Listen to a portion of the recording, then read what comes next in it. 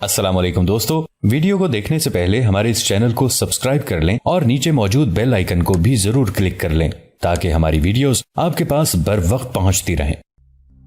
نہایت خوش آئند فوجی باجے بجائے جا رہے تھے، سبیتلا والے پرشور نعرے لگا رہے تھے، تمام شہر ان کی آوازوں سے گونج رہا تھا۔ جب لوگوں نے بادشاہ کے سینے پر صلیب آویزاں دیکھی تو ان میں بڑا جوش پیدا ہوا، اور جب شہزادی کو دیکھا تو دیوانہ وار چلانے لگے۔ شہزادی تکیے کا سہارا لیے اس طرح بیٹھی تھی کہ اس کا گداز سینہ ابھرا ہوا تھا اور وہ سرخ صلیب ہر شخص کو صاف نظر آ رہی تھی۔ شہزادی کے سینے پر صلیب دیکھتے ہی عورتوں اور مردوں کا جوش دگنا تگنا ہو گیا، مگر یہ جوش صرف ہانڈی کا ابال تھا۔ عورتوں اور مردوں میں سے لشکر کے ساتھ جانے کی کسی کو جرت نہ ہوئی۔ جوش و خروش کا دعویٰ صرف زبانی تھا، چونکہ 1,00,000 کا لشکر تھا، اس لیے دوپہر کے بعد تک سبیتلا کی سڑکوں اور بازاروں سے گزرتا رہا۔ جب اس لشکر کا آخری سپاہی بھی گزر گیا تب عیسائیوں نے کہا کہ ہمارا یہ عظیم الشان لشکر مسلمانوں کو نیست و نابود کر دے گا۔ اس طرح سے جرجیر 1,20,000 لشکر جرار لے کر مسلمانوں کو فنا کرنے کے لیے سبیتلا کے قلعے سے نکل کر روانہ ہوا۔ اسلامی لشکر طرابلس سے سبیتلا کی طرف روانہ ہو گیا تھا، اور جس ترتیب سے زویلا سے طرابلس کی جانب بڑھا تھا اسی ترتیب سے طرابلس سے سبیتلا کی طرف روانہ ہوا تھا۔ سب سے آگے ابن عمر 5,000 مجاہدین لے کر چلے، ان کے بعد ابن عباس، ابن جعفر، حضرت حسن رضی اللہ عنہ اور حضرت حسین رضی اللہ عنہ 3,000 جانبازان اسلام کے ساتھ روانہ ہوئے۔ ان کے پیچھے سرور 1,000 مشیران اسلام کے ساتھ خواتین عرب کی مائیت میں چلے، اور ان کے بعد حضرت عبداللہ بن سعد رضی اللہ عنہ باقی تمام لشکر لے کر روانہ ہوئے۔ ان کے ساتھ زویلا کا فرما روا ارسانوس بھی تھا۔ ایک سردار دوسرے سے 3-4 میل کے فاصلے سے روانہ ہوا تھا۔ اسلامی شیر نہایت ہی جوش اور شان و شوکت سے کوچ کر رہے تھے۔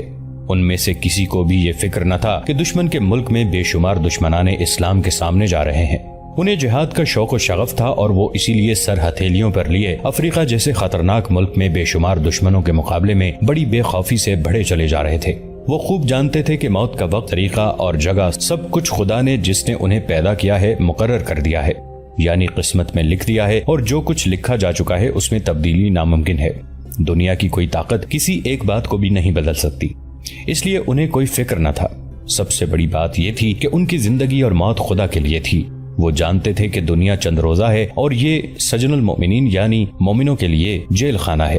جس قدر جلد ممکن ہو اس جیل خانے سے نکل کر اس جگہ پہنچ جائیں جہاں کوئی فکر، کوئی پریشانی، کوئی تکلیف اور کوئی غم نہیں ہے۔ وہ جگہ جنت الفردوس ہے۔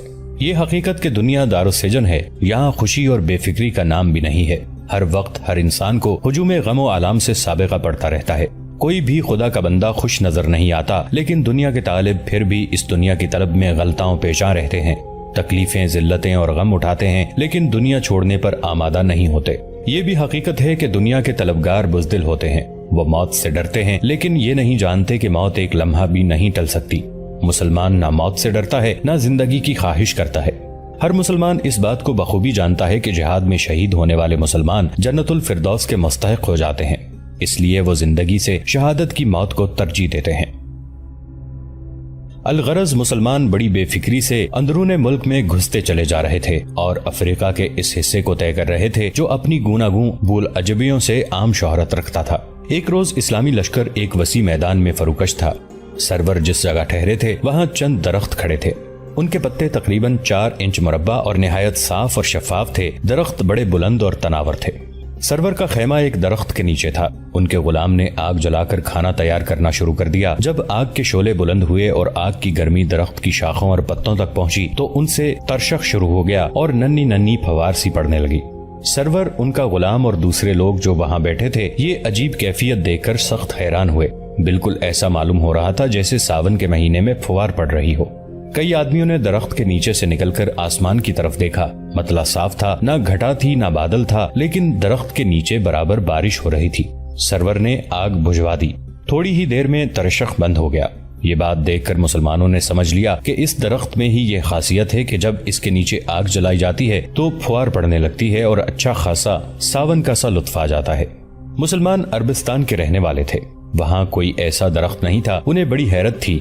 سرور کے غلام نے درخت سے ہٹ کر آگ روشن کر کے کھانا تیار کیا۔ بعد میں معلوم ہوا کہ یہ درخت افریقہ میں درخت گریا کے نام سے مشہور ہے، اور قدرت نے اس میں یہ خاصیت پیدا کر دی ہے کہ جب اس کے نیچے آگ جلائی جاتی ہے تو وہ رونے لگتا ہے اور اس کے پتوں اور شاخوں سے پانی کی پھوار برسنے لگتی ہے۔ اسی روز شام کو سرور نے سویرے ہی کھانا کھایا اور عشاء سے پہلے سراپردہ کی طرف گئے۔ چاندنی رات تھی، چاند نکلا ہوا چمک رہا تھا۔ چاندنی نے سفید چادر پھیلا رکھی تھی۔ انہوں نے دیکھا کہ ایک خیمے سے چند قدم آگے بڑھی ہوئی ایک عربی دوشیزہ کھڑی ہے۔ انہیں خیال ہوا کہ وہ کوئی اور لڑکی ہے، لیکن جب غور سے دیکھا تو پہچان لیا وہ سلمہ تھی۔ سرور آہستہ آہستہ دبے قدموں اس گل رخ کی طرف بڑھے اور اس کے پاس پہنچ کر انہوں نے آہستہ سے اس کے نازک کندھے پر ہاتھ رکھا۔ سلمہ نامعلوم کس خیال میں مستغرق تھی، وہ ڈر کر اچھل پڑی اور فوراً ہی پیٹی میں سے خنجر کھینچا اور جوش میں آ کر پلٹی، اس طرح کہ جیسے وہ حملہ کرنے والی ہے۔ لیکن جو ہی اس نے گھوم کر دیکھا اور اسے سرور نظر آئے، وہ مسکرا کر بولی، جائیے، بچ گئے آپ۔ اس کی صورت چاندنی کے عکس میں جگمگا رہی تھی۔ سرور نے اس کی طرف دیکھ کر کہا، جی کیوں نہیں، ڈر کر تو اچھل پڑی۔ سلمہ کہنے لگی، اس کا مجھے اعتراف ہے، آپ کے اچانک آنے اور کندھے پر ہاتھ رکھنے سے میں ڈر گئی تھی، لیکن فوراً مجھے جوش اور غصہ آ گیا۔ سرور نے قطع کلام کرتے ہوئے مسکرا کر کہا، اور تم نے ان نازک ہاتھوں میں خنجر لے کر مجھے ڈرانا چاہا؟ سلمہ کہنے لگی، نہ صرف ڈرانا بلکہ وار کرنے کا قصد کر لیا تھا، مگر خیریت ہوئی کہ آپ پر نظر پڑی اور آپ بچ گئے۔ سرور نے اس سیم تن کے ذخیربہ پر نظریں گاڑ کر کہا، ورنہ تم مجھے مار ڈالتی۔ سلمہ سہم گئی۔ اس نے کہا، خدا نہ کرے، لیکن آپ نے ایسی غلطی کیوں کی؟ سرور کہنے لگے، دراصل میں نہیں سمجھتا تھا کہ تم بہادر بھی ہو۔ سلمہ نے مسکرا کر کہا، آپ کیوں سمجھتے؟ آپ تو اپنے آپ ہی کو بہادر سمجھتے ہیں۔ سرور نے کہا، مگر میں بہادر نہیں ہوں۔ سلمہ کہنے لگی، جس قدر آپ بہادر ہیں میں خوب جانتی ہوں، جب تو میں بڑا خوش نصیب ہوں۔ آپ شاید طرابلس فتح کر کے اترا گئے ہیں اور تم شاید مجھ سے کچھ خفا ہو گئی ہو۔ سلمہ کہنے لگی، خفا؟ لیکن یہ تو بتائیے آپ یہاں اس وقت کیوں آئے تھے؟ میں ایک بات کہنے آیا تھا۔ کیا؟ میرے خیمے کے نزدیک ایک عجیب و غریب درخت ہے۔ کیا بات ہے اس درخت میں؟ جب اس کے نیچے آگ جلائی جاتی ہے تو اس کے پتوں اور شاخوں میں سے پانی برسنے لگتا ہے۔ سلمہ نے حیران ہو کر کہا، خوب عجیب بات ہے یہ تو، کیا تم دیکھنا چاہو گی؟ سلمہ نے شوق نگاہوں سے دیکھ کر کہا، مہربانی کیجیے، میں سمجھ گئی۔ سرور نے اس کے رخ روشن پر نگاہیں جھکا کر کہا، کیا سمجھا ہے تم نے؟ سلمہ کہنے لگی، آپ یہ چاہتے ہیں کہ میں آپ کے ساتھ چلوں، مگر تم… سرور کچھ کہتے کہتے رک گیا کیونکہ سلمہ نے قطع کلام کرتے ہوئے مسکرا کر کہا، مجھے فرصت نہیں ہے۔ سرور کہنے لگے، لیکن یہاں کھڑی ہو کر تم کیا کر رہی تھی؟ سلمہ نے کہا، میں چاندنی کو دیکھ کر لطف اٹھا رہی تھی، مگر اس درخت کا نظارہ بھی تو تم کو حیران کر دے گا۔ جی میں آپ کے ساتھ چلوں اور کوئی لڑکی دیکھ لے تو مفت میں بدنام ہو جاؤں، یہی چاہتے ہیں آپ؟ اس میں بدنامی کیا ہوتی ہے؟ آخر تم تو میری… سلمہ نے ذرا تیز نظروں سے دیکھ کر کہا، خوب، میں گویا آپ کی ہوں، شاید کنیز؟ سرور اس خوف سے کہ سلمہ بگڑ گئی ہے ڈر گئے۔ انہوں نے جلدی سے کہا، کنیز نہیں، ذریعہ راحت ہو۔ لیکن آپ اپنا حق کیوں جتا رہے تھے؟ سرور نے کہا، میں بھی تو کہہ رہا تھا، مگر تم خفا ہو گئیں، ناخوشی کو دور کرو سلمہ۔ انہوں نے یہ فقرہ کچھ ایسی عاجزی کے لہجے میں کہا کہ شوخ و شریر سلمہ پگھل گئی۔ اس نے کہا، میں ناخوش نہیں ہوں۔ سرور نے اطمینان کا سانس لے کر کہا، خدا کا شکر ہے۔ سلمہ ہنس پڑی۔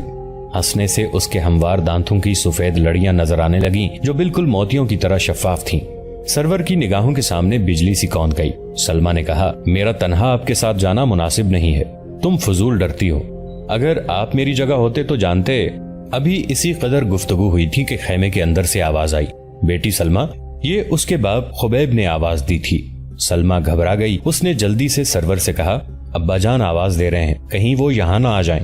یہ کہتے ہی وہ چلی، مگر 2 قدم ہی گئی تھی کہ خبیب خیمے سے باہر نکل آئے۔ انہیں دیکھتے ہی سلمہ کا چہرہ فک پڑ گیا اور سرور بھی گھبرا گئے۔ اب اتنا موقع بھی نہیں رہا تھا کہ وہ کسی طرف کو ٹل جاتے۔ خبیب نے پہلے سلمہ کو اور پھر سرور کو دیکھا۔ انہوں نے تیز لہجے میں کہا، سلمہ خیمے کے اندر جاؤ۔ سرور تم یہاں کیسے آئے تھے؟ سلمہ تو چلی گئی۔ سرور نے بڑھ کر انہیں سلام کیا اور کہا، میں آپ سے یہ کہنے آیا تھا کہ میرے خیمے کے پاس 2 درخت کھڑے ہیں جن کی یہ خاصیت ہے کہ جب ان کے نیچے آگ جلائی جاتی ہے تو وہ برسنے لگتے ہیں۔ میں سلمہ سے بھی یہی بات کہہ رہا تھا۔ خبیب نے کہا، یہ ملک عجیب ہے، یہاں گوناگون عجائبات ہیں، مگر سرور تمہارا سلمہ سے باتیں کرنا مناسب نہیں ہے۔ سرور نے کہا، آئندہ میں احتیاط رکھوں گا۔ خبیب نے کہا، مجھے خوشی ہے کہ تم فاتح طرابلس کہلاتے ہو، لیکن جب تک افریقہ کی جنگ کا خاتمہ نہ ہو جائے اور سلمہ کا ہاتھ شرعی طور پر تمہارے ہاتھ میں نہ دیا جائے، اس وقت تک اس سے باتیں کرنے کی کوشش نہ کرو۔ سرور نے کہا، انشاءاللہ ایسا ہی ہوگا۔ خبیب کہنے لگے، میں دعا کرتا ہوں کہ خدا تمہیں زیادہ سے زیادہ عزت اور دولت عطا کرے۔ یہ کہہ کر وہ چلے گئے۔ سرور کو بڑا افسوس ہوا کہ اس نے سلمہ سے گفتگو کرنے کی کوشش کی اور کیوں خبیب کو ناخوش کر دیا۔ اس وقت وہ اپنی نگاہوں میں آپ ہی حقیر ہو گئے۔ چند لمحے وہ اسی جگہ کھڑے یہ سوچتے رہے کہ خبیب سلمہ کو بھی سرزنش کریں گے، ان کی وجہ سے اس معصوم کو بھی ندامت اٹھانا پڑے گی۔ انہوں نے چاہا کہ خیمے میں جا کر خبیب سے کہہ دیں کہ اس میں سلمہ کا کوئی قصور نہیں ہے، یہ خطا خود میری ہے، مگر ہمت نہ پڑی کہ خیمے میں چلے جاتے۔ آخر پشیمان ہوتے ہوئے وہاں سے اپنے خیمے کی طرف چل پڑے۔ اسلامی لشکر کا یہ حال تھا کہ صبح کی نماز پڑھتے ہی سبیتلا کی طرف روانہ ہو جاتا اور دوپہر کو کسی مناسب جگہ قیام کر لیتا۔ جن جنگلوں، پہاڑی دامنوں اور ریگزار سے یہ رسالہ گزرا، ان میں عجیب عجیب باتیں دیکھی، ایسی جو کبھی سننے میں بھی نہیں آئی تھی۔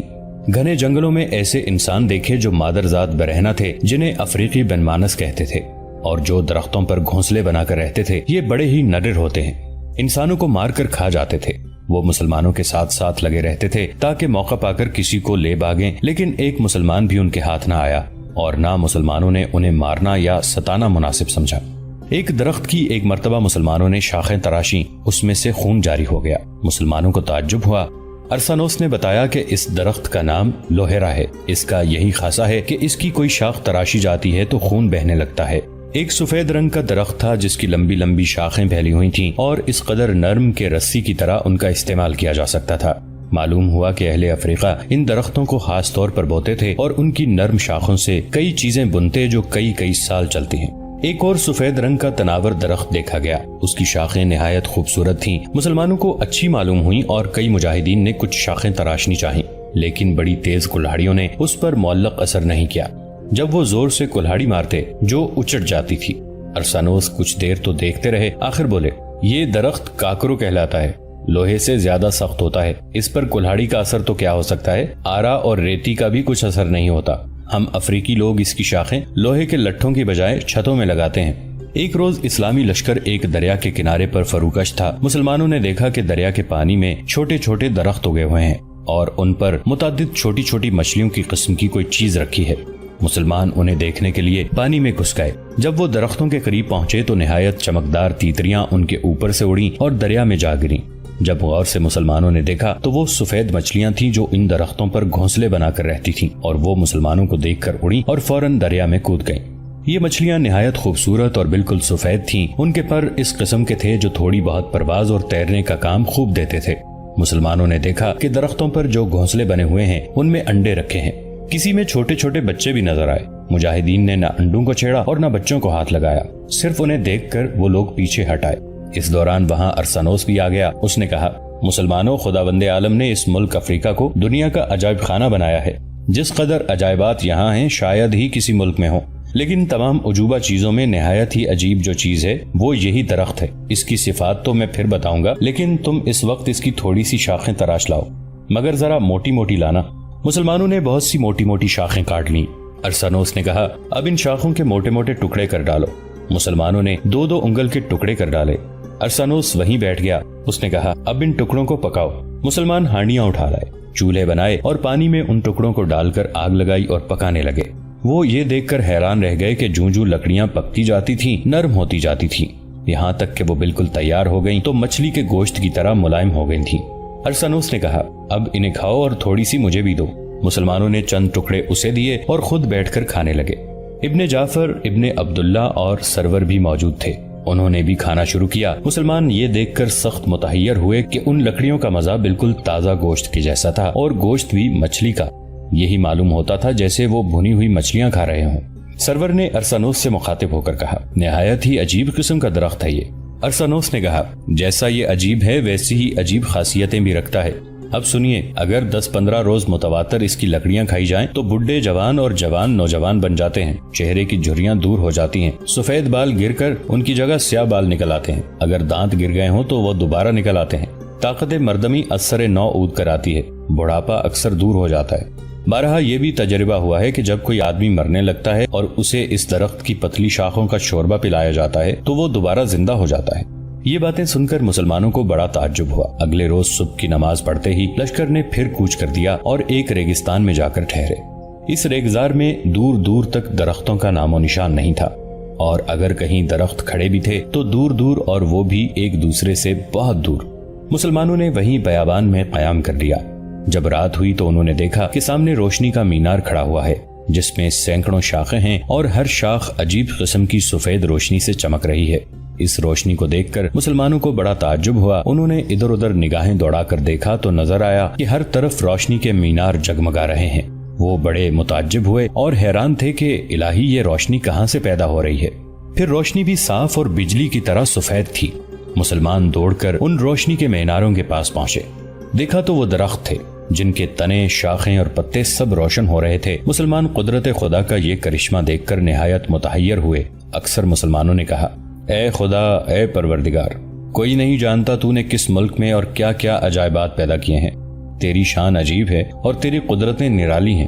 جب مسلم مجاہدین ان روشنی کے درختوں کو دیکھ کر آئے تو خواتین عرب نے بھی دیکھنے کی خواہش کی۔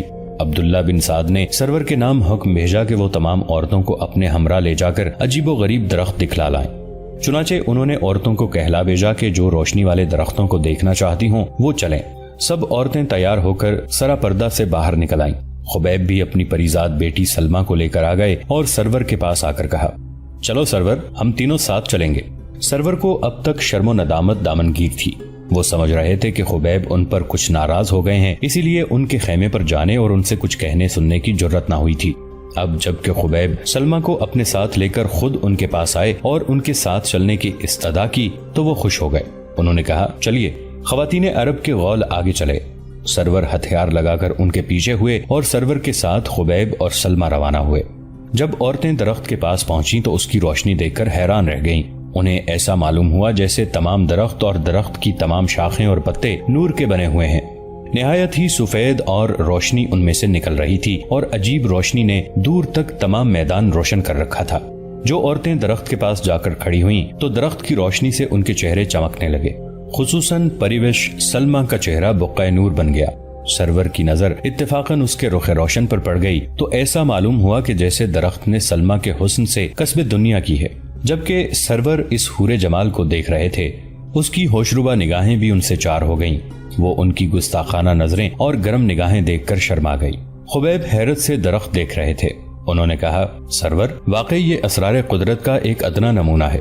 خدا نے ان درختوں کو کس قدر روشنی عطا کی ہے اور کیسی عجیب اور پیاری روشنی ہے۔ سرور حسن کی گہرائیوں میں غوطہ کھا رہے تھے۔ وہ چونکے اور انہوں نے کہا، حقیقت یہی ہے کہ خدا کے بے شمار عجائبات میں سے یہ بھی ایک عجوبہ ہے۔ تھوڑی دیر بعد اس درخت اور اس کی عجیب و غریب روشنی کو دیکھ کر یہ سب لوٹے۔ عورتیں آگے چلیں، سرور، خبیب اور سلمہ پیچھے روانہ ہوئے۔ خبیب نے کہا، خدا کی قسم کیسے کیسے عجائبات قدرت ہیں۔ سرور کہنے لگے، اور ابھی کیا، ہم نے افریقہ دیکھا ہی کہاں ہے، نامعلوم کیا کیا پراسرار قدرت پنہا ہے۔ خبیب نے کہا، ہاں یہی بات ہے۔ سلمہ کہنے لگی، اس درخت کی روشنی کیسی پیاری معلوم ہوتی ہے۔ سرور نے کہا، اور جس چیز پر اس درخت کی روشنی پڑتی ہے وہ بھی جگمگا اٹھتی ہے۔ خبیب نے کہا، بالکل سچ کہا تم نے، میں نے دیکھا تھا، تمہارا چہرہ بھی جگمگانے لگا تھا۔ سلمہ نے شوخ نگاہوں سے سرور کو دیکھا اور مسکرانے لگی۔ سرور نے کہا، بچوں اور لڑکیوں کی صورتیں کیسی دل فریب ہو گئی تھیں۔ خبیب کہنے لگے، ہاں میں نے بھی اپنی سلمہ کو دیکھا تھا، اس کی صورت بھی چمک اٹھی تھی۔ اب سرور کے مسکرانے کی باری تھی۔ وہ سلمہ کو دیکھ کر مسکرانے لگے۔ سلمہ نے مسکرا کر سر جھکا لیا۔ جب سب عورتیں سرا پردہ میں داخل ہو گئیں اور خبیب اور سلمہ بھی چلے گئے، تب سرور بھی اپنے خیمے پر آ گئے اور دوسرے دن صبح کی نماز پڑھتے ہی اس لشکر نے آگے کوچ کر دیا۔ اسلامی لشکر کوچ و قیام کر کے ایک روز ایک نہایت ہی وسیع اور پربہار سبززار میدان کے کنارے پر مقیم ہوا۔ یہ میدان ہر طرف حد نگاہ تک پھیلا ہوا تھا اور اس کے چپے چپے پر سبز گھاس تھی۔ ہزاروں متفرق قسم کے درخت کھڑے تھے، کہیں کہیں درختوں کے جھنڈ بھی تھے۔ یہ میدان ہموار نہیں تھا بلکہ کہیں کہیں ٹیلے تھے اور کہیں تشتری اور کہیں کٹورے نما۔ یہ کیفیت اس کے کناروں کی تھی اور بیچ میں 1.5-2 مربع میل بالکل ہموار تھا۔ اس وسیع میدان کو ایک ہی دریا کی کئی شاخیں سیراب کرتی تھی۔ مسلمان اس کے کنارے پر دور تک خیمہ زن تھے۔ اسلامی لشکر وہاں جمع ہو گیا تھا۔ اس جگہ سے شہر سبیتلا صرف 2 منزل کے فاصلے پر تھا۔ ہم بیان کر آئے ہیں کہ اس لشکر کے ساتھ زویلا کا حکمران ارسانوس بھی تھا۔ اس کے ہمراہ اس کے 250 سپاہی بھی تھے جو عیسائی تھے۔ ان میں سے کئی سواروں کو ارسانوس نے جاسوسی پر مامور کر دیا تھا، جو جرجیر اور اس کے لشکر کی خبریں روزانہ لاتے رہتے تھے۔ سب سے آخری خبر وہ جو لائے تھے وہ یہ تھی کہ جرجیر 1,20,000 کا عظیم الشان لشکر لے کر چل پڑا ہے اور صبح شام میں ہی اس میدان میں آنے والا ہے۔ مسلمان کل 29,000 ہی تھے اور دشمن اس سے 4 گنا تھے، جو بڑے جوش و خروش سے انہیں پامال کرنے کے لیے آ رہے تھے، لیکن مسلمانوں پر ان کی کثرت اور اپنی قلت کا مطلق بھی اثر نہ ہوا۔ دوستو آج کے لیے اتنا ہی. اسی کہانی کی اگلی قسط کے ساتھ بہت جلد آپ کی خدمت میں حاضر ہوں گے. نیچے کامنٹ سیکشن میں اپنی رائے کا اظہار ضرور کیجیے گا. ہمارے اس چینل کو سبسکرائب کر کے نیچے موجود بیل آئیکن کو بھی ضرور کلک کیجیے گا. اگلی ملاقات تک کے لیے ہمارا اور آپ کا اللہ نگہبان.